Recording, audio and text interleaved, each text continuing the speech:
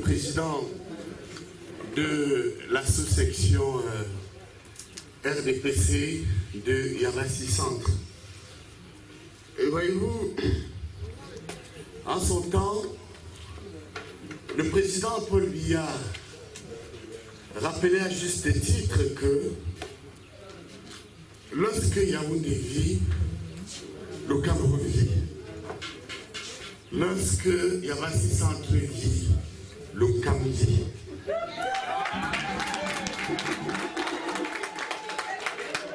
Et d'abord, je voudrais vous remercier de tout cœur. Vous avez vu pour la première fois dans mon village natal, Yabassi, que j'aime beaucoup. Je sors d'une conférence du Grand Forum sur la diaspora pour, depuis ma naissance,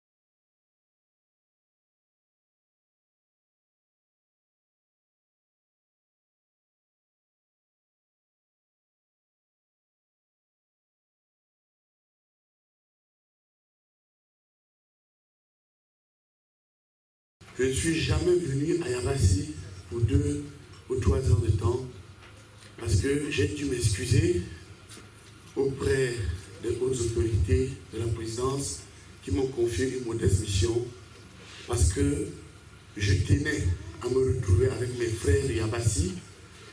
Voyez-vous que je n'ai pas vu depuis.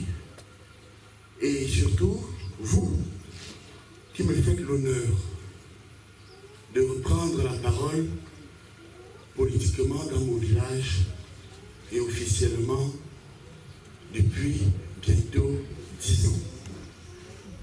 Il faut que je vous remercie de tout cœur, Président Bitok, parce que partout dans le monde, je suis invité à Bafoussam, à Garoua, à Maroua, à Monatélé, lors des conférences de sous-section et de section.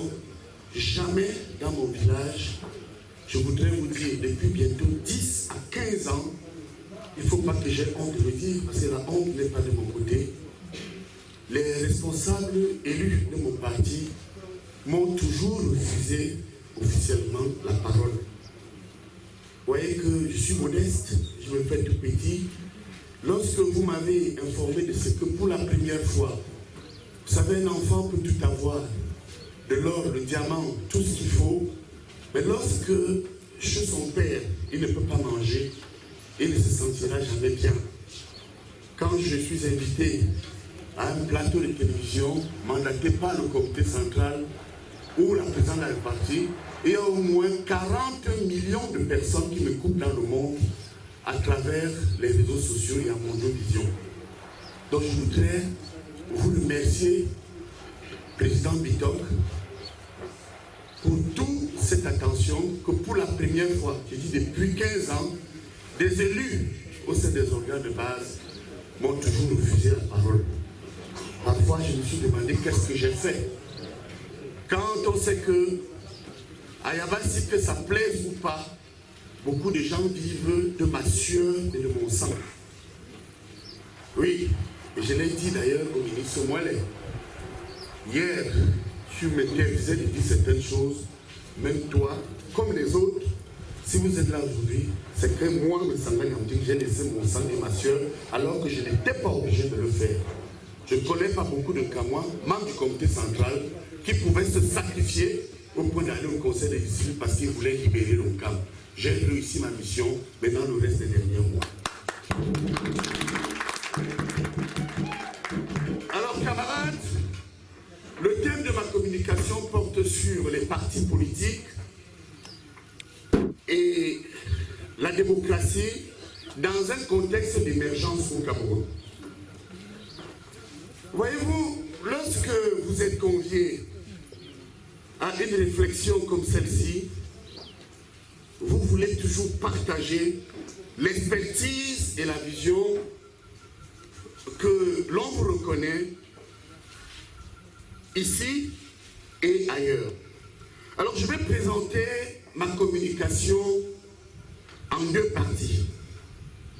La première partie porte sur l'approche définitionnelle des partis politiques, de la démocratie et de l'émergence à l'horizon 2035 au Cameroun.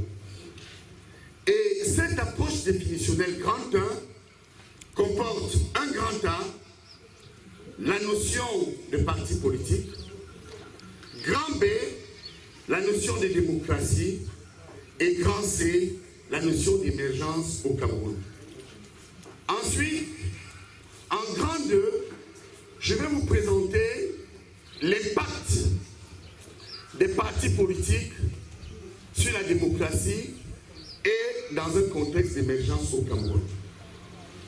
Alors, en grand 1, comme je l'ai dit, la première partie, pardonnez-moi, j'aime parler debout,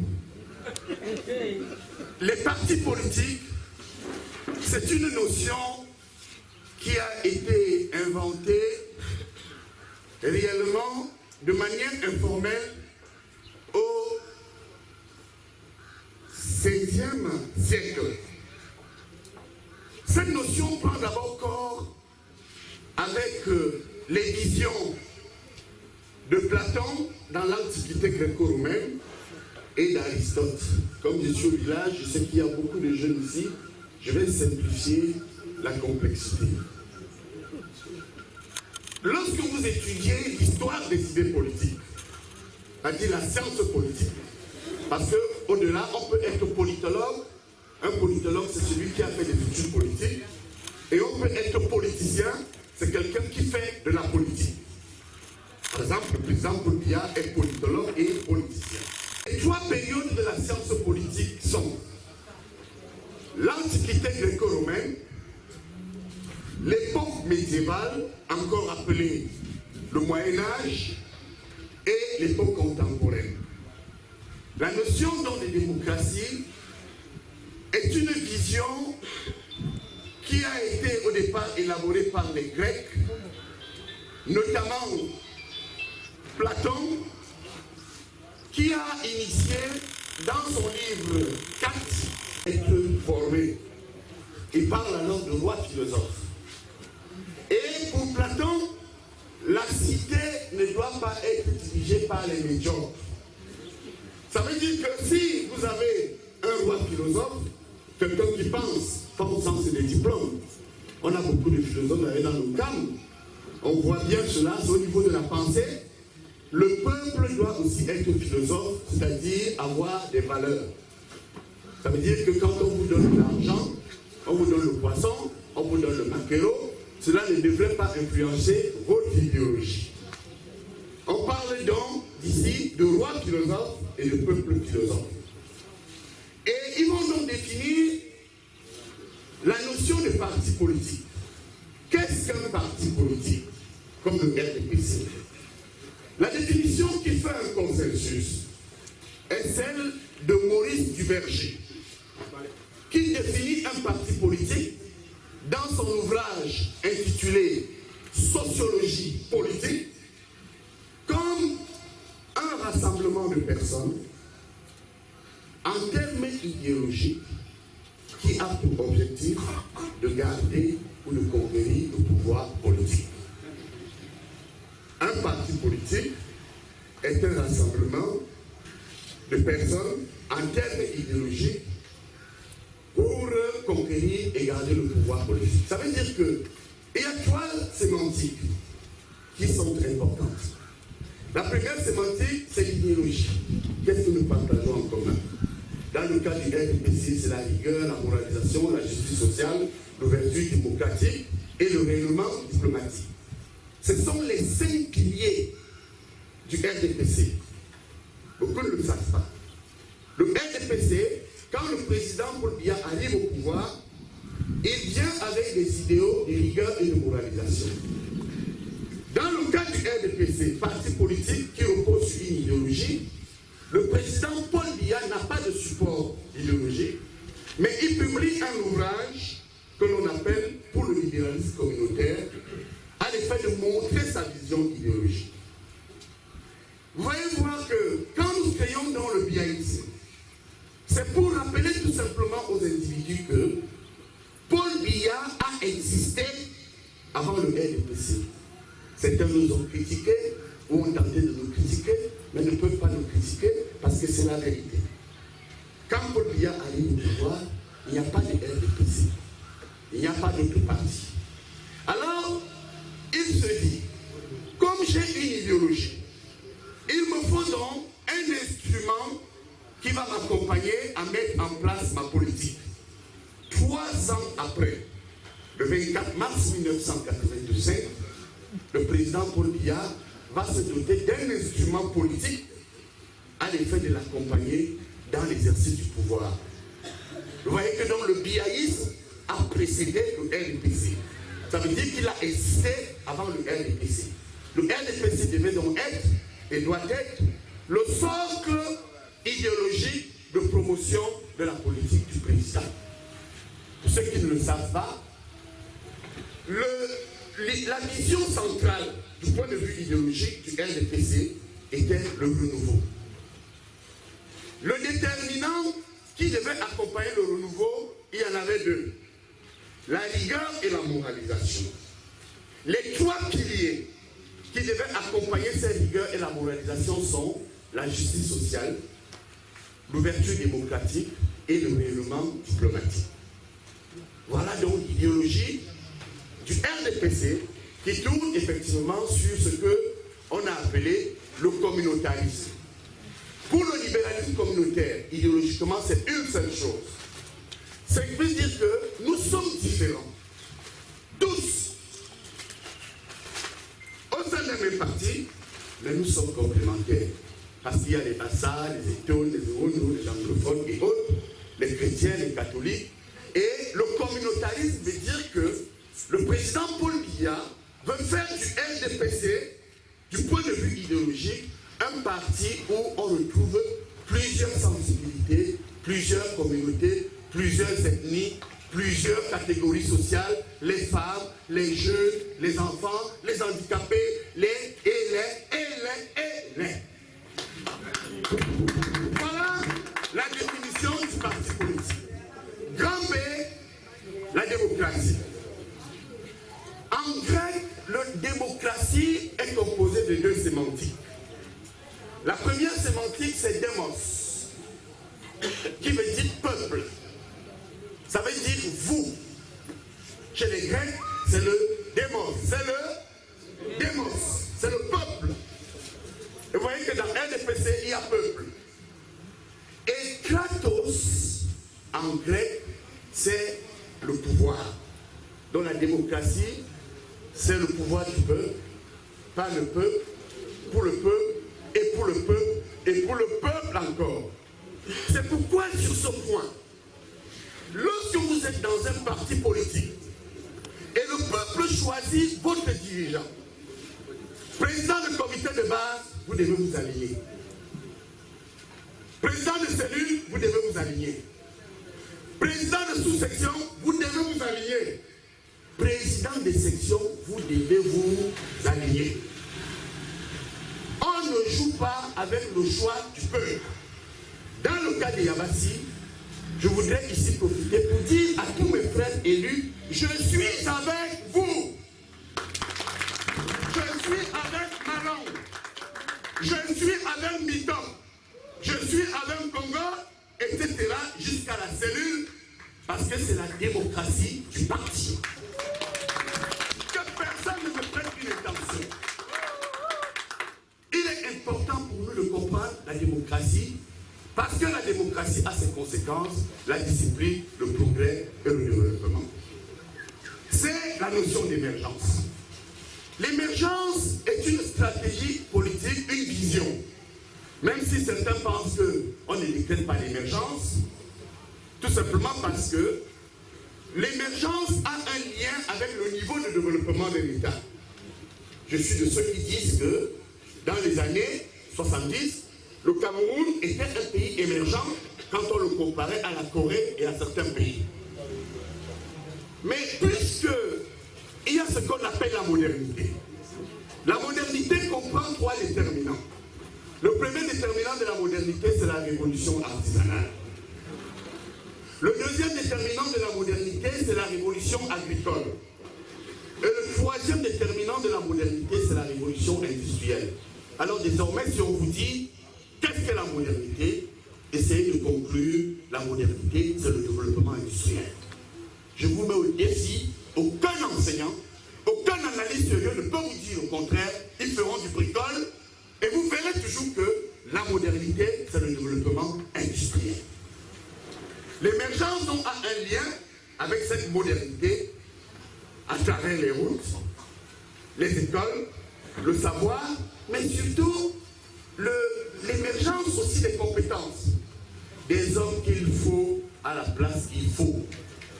C'est pourquoi vous verrez que dans certains pays, le parti a beau être fort, mais s'il ne tient pas compte des hommes qu'il faut à la place qu'il faut, le parti sera faible. C'est le cas du RDPC et du président Biya qui souffre des hommes. Je le dis ailleurs, je peux le dire dans mon village. Tant que nous n'allons pas, dans notre parti, le RDPC, intégrer les militants ayant une compétence, intégrer des militants ayant une fidélité absolue à Paul Biya, le Cameroun ne sera jamais émergent. Je dois le dire ici. Le problème donc du Cameroun et du RDPC, c'est que malheureusement, c'est des hommes fondamentalement et majoritairement opposés au RDPC et au président qui sont promus. J'ai donc parlé ailleurs du coup d'État scientifique. Ils mettent donc en place des stratégies pour bloquer la cellule, pour bloquer la section, pour bloquer la sous-section, pour bloquer le Cameroun, et le RDPC est toujours là pour dire non. Et c'est ce parti, à travers son idéologie, qui peut accompagner le chef de l'État vers l'émergence. Grande, il me reste 4 minutes, je termine, je chronomètre, et je suis allé plus vite. Il m'a donné 30, je vais consommer 20. L'impact de la modernité, l'impact des partis politiques, sur la démocratie et sur l'émergence. Le Grand 2 comporte seulement 2 volets. Quel est l'impact des partis politiques sur la démocratie?